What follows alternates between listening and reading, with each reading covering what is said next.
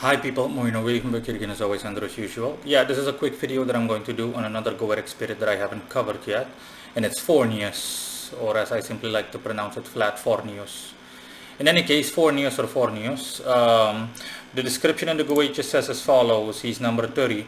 Forneus, the 30th spirit is Forneus. He is a mighty and great marquis, and appeareth in the form of a great sea monster.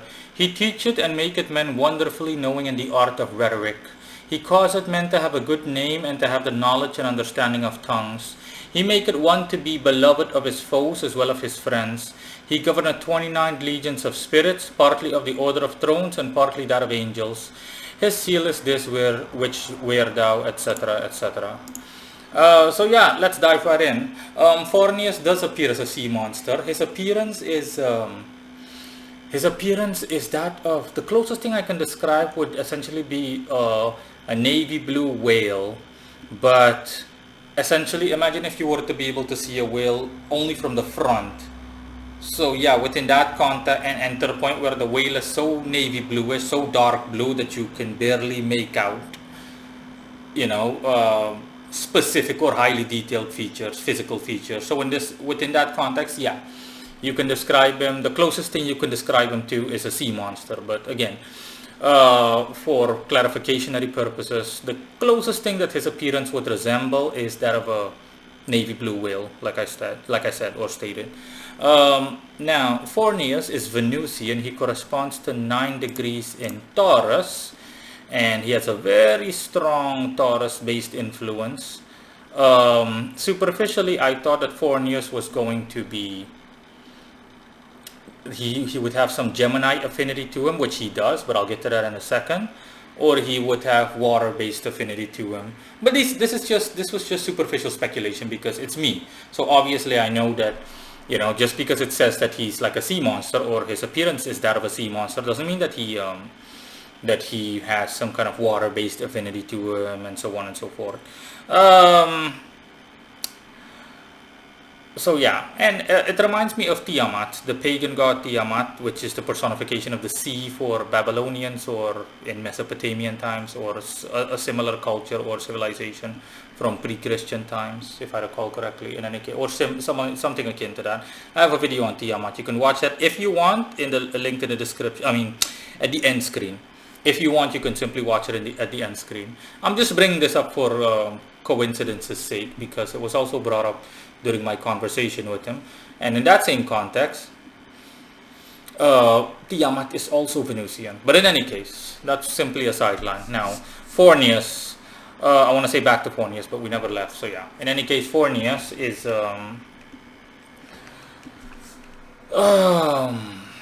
he also has, as I mentioned earlier, I was going to get to that. He also has an aerial affinity to him, specifically Gemini. And on that note, I'm also going to state that I think it's the first time that I've ever met a Goetic spirit in which the description completely rings through, like fully. All the things that are mentioned, that Forneus specializes in rhetoric and making it so that you have a good reputation and making it so that you have knowledge and understanding of tongues, to be beloved by people, or to be beloved by people, I mean. All of that is correct. The whole Taurus aspect, the whole Venusian forte, the Venusian specialty, essentially has to do specifically that upon the operator or any person that works with him. And on that note, again, I also need to state that his effect is considerably stronger on magicians, on people that have spiritual affinity or just outright practitioners, bluntly put. So he is much more effective towards magicians in terms of bestowing these traits rather than compared to the average person. So a magician will experience much stronger effects. I know that some people might think that isn't that the case in general, and in a way it is, but you know, only within a general context, and it depends on the specific situation and the individuals involved and so on and so forth. But with Forneus, yeah, let's just say that on a scale of 0 to 10, a magician will gain an advantage of 5, whereas the average person would gain an advantage of 1 or 2 at best. So If you're a magician and you summon Forneus on the average person's behalf, as in your neighbor, and your neighbor knows nothing about magic, nor is he clairvoyant in any way, then if you say, hey, since I'm already summoning Forneus, give me some of that good stuff, the effect will be considerably much stronger on you compared to your neighbor on whose behalf you started this whole summoning to begin with, within given example and context and or context. Now, in any case, specifically how Forneus makes you beloved by people, the traits he will bestow upon you are as follows. He will make it so that you're easygoing, regardless of whether, especially if you're a difficult person, you're someone that you don't like to let go of little things. Forneus will make it so that you're willing to add water to the wine, so to speak. Plain and simply put, that you'll become of such a nature through him that you'll be open to compromise. You'll be willing to simply let things go and to be more easygoing overall. You'll become much more graceful, as in kind, generous, etc., giving, charming. If you were a bitch, or you were someone that was generally speaking overall aggressive and rough around the edges, as in I don't give a shit, blah, blah, blah, blah. Forneus will make it so that you're essentially as kind as a non-threatening cheerleader, so to speak, a non-hostile or volatile cheerleader. You'll be quite kind, caring, generous, loving, and all of that, like the whole butterfly thing, like a butterfly, metaphorically speaking. Let me see, what else was there? Yeah, the part of understanding knowledges and whatnot. He'll also make you better linguistically in terms of self-expression overall. He'll make you more intellectual, specifically knowledgeable on everyday things that are practical from a simplistic, mundane perspective. You'll become more eloquent, be able to express yourself better verbally, as well as overall in terms of mentality. And intelligence will also be boosted, and that obviously also includes languages, as is noted specifically in the part that says to have knowledge and understanding of tongues. It's a reference to languages, or at least to dialects. Again, of course, thereby making you all the more beloved by people. If that wasn't the case already, and even if that was the case, you'll become even more loved by people. People will say that, yeah, the guy or that girl, he's an okay guy, she's an okay girl, I love him or I love her, so kind, so generous, so loving, so caring, so well spoken, so eloquent, and la la la la la la la la.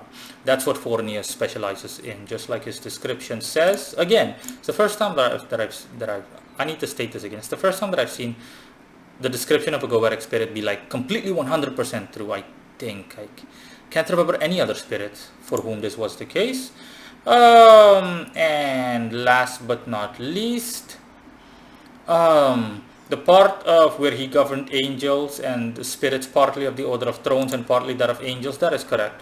Forneus is a fallen angel, and he belonged partly to the order of angels and partly to the order of thrones. Those are two angelic orders, the order of thrones and the order of angels. And I also saw the angels that are subservient unto Forneus. And Forneus also has an angelic form, because I was like, okay, so if you're like a fallen angel, you have an angelic form, don't you? And yeah, he showed me. And looks like the average angel with different colors and whatnot, like yellow, red, etc. Hair was partially purple. But he said something that was kind of comical, as in, I know that I look like one of those feminists that like that like coloring parts of their hair, because he has long wavy hair like most angels, similar to a woman, or feminine in nature. And he was like, don't think that just because I look like this that I'm like, feminist and whatnot. No. No offense to feminists, of course. I'm simply saying. I was like, yeah, no, I get it. It's a coincidence, to put it that way. And that was it. Last but not least, before I go, another thing I need to state is that he asked me before I specifically spoke to him and whatnot, if I could set some water aside for him, which I did, like a cup of water, preferably cold water or just regular tap water with ice in it. Since I don't drink water, I don't really have cold water in my refrigerator, so I simply give him tap water, in a manner of speaking, gave him, with a couple of cubes of ice and whatnot, 4 cubes of ice. Again, the number is simply, it's just an example, yeah. No specific number is necessary, I mean, in terms of ice cubes. It's simply based on his appearance. It is soothing to him, let's just put it that way. It makes him feel more at ease, and I noticed that because before I set water aside, he he appeared, as the description states, a sea monster in like an ocean of water. And then after I put water aside, he became more animate, and it's like he became slightly larger in size. So it metaphorically empowers him, or it empowers him up to a minimal extent. Um, I also asked him why he doesn't like just maintain the default angelic form. I mean, not default, the angelic form he had, rather than the default sea monster form. And he says, as you humans like to put it, don't ask. Purely in a non-offensive manner, and just flat and straightforward. He simply said, it's just, it's hard to describe, but spiritually, from his perspective, it's more aesthetically pleasing to him. So he prefers to retain his sea monster form, or to appear like that. That's his default way he appears, rather than his angelic form. Um, and what he simply meant by don't ask is essentially, hey, you know, what he meant by don't ask is essentially, how should I put it? See, it's hard to describe, as in, as humans like to put it. It's like when you ask someone something and person like, yeah, don't ask. As in, it's kind of complicated to explain, but I personally prefer it this way, or it would take too long to explain. So from his perspective, I understand. It's simply, let's just say it's a spirit thing, quote unquote, a spirit thing. Yeah, and that's pretty much it. Bye bye.